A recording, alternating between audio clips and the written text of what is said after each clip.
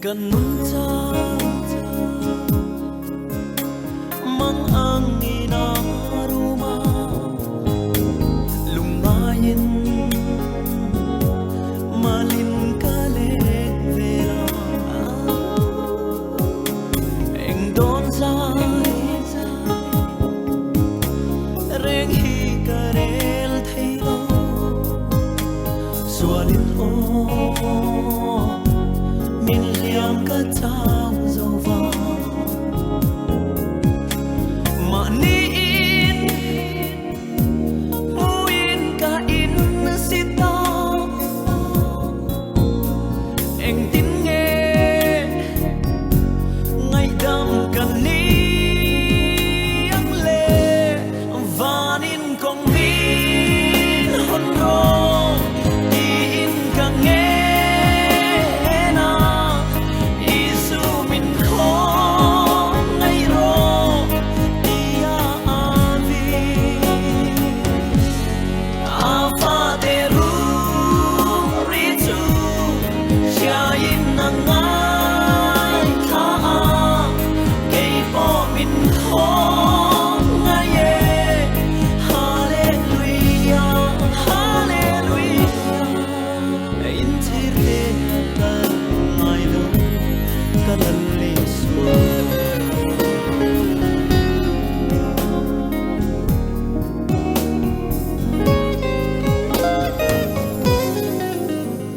nun kolong na ka sing nun hiya katisa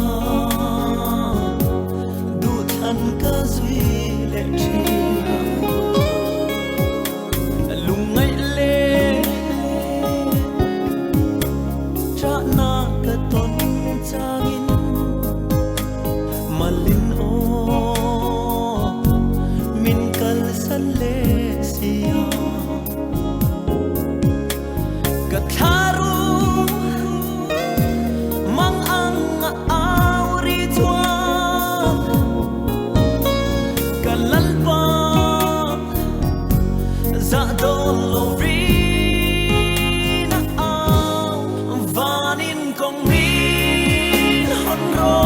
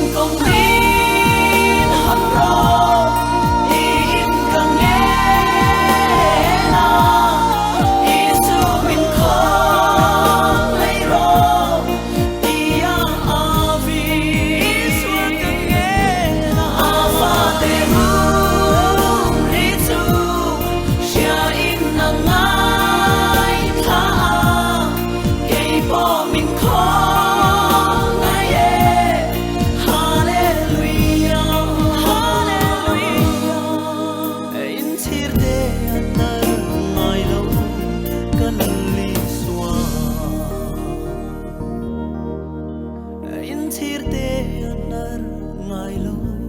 kalal